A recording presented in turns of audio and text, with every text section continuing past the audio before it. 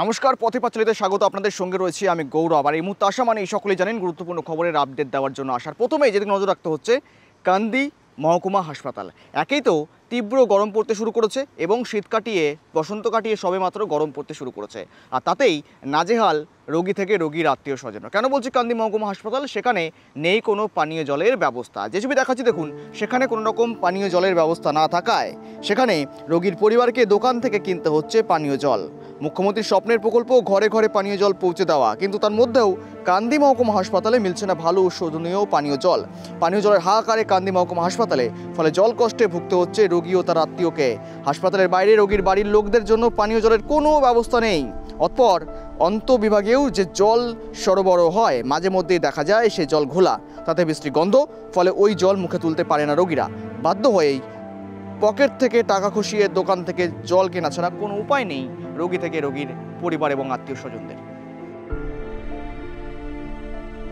চারটে থানা থেকে আপনি বললেন যে মহকুমা হসপিটাল, এটা ঠিকই আছে, কিন্তু দুর্ভাগ্য এটাই আমাদের যে আমাদের এখানে সমস্ত যারা পেশেন্ট আছে, পেশেন্ট এবং পেশেন্টের সমস্ত গার্জেন যারা আছে, সেই সব গার্জেনদের এবং পেশেন্টের পানীয় জলের জন্য তাদেরকে পানির বোতল কিনতে হয়।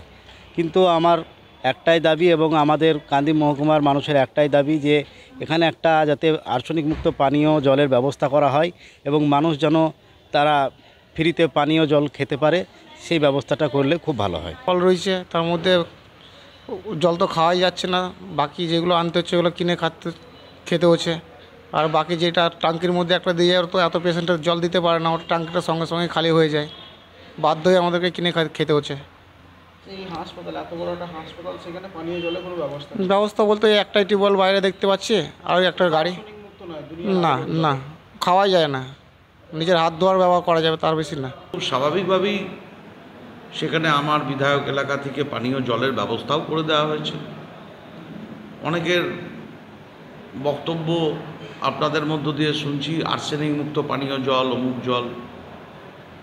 ওখানে পানীয় জল বিধায়ক এলাকা উন্নয়ন তহবিল থেকে পৌরসভা করে দিয়েছে, টাকা আমি দিয়েছি, মানুষের টাকা, আমার টাকা না। নিশ্চিতভাবে জলের প্রয়োজন হলে আমরা আরও জলের ব্যবস্থা করব, কিন্তু যেখানে আর্সেনিক নাই সেখানে আর্সেনিক মুক্ত জল মুখে বলে দিতে ভালো লাগে। আর্সেনিক থাকবে তবেই তো আর্সেনিক মুক্ত করার ব্যবস্থা করতে হবে। যেখানে আর্সেনিক নাই সেখানে আর্সেনিকের কি দরকার আছে? এখন অনেক মানুষের অভ্যেস হয়ে গেছে, আমি দোকানের জল কিনে খাবো বাইরে গিয়ে, আর বাড়িতে গিয়ে টিউবওয়েলের জল খাবো।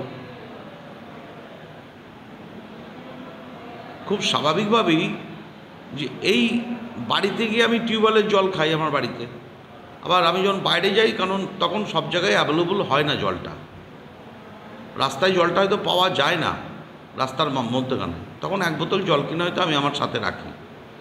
এই অভ্যেসটা মানুষ এসে হসপিটালে চাইছে। কারোর যদি এরকম অভ্যেস থেকে থাকে, সে দোকান আছে কিনে খাবে।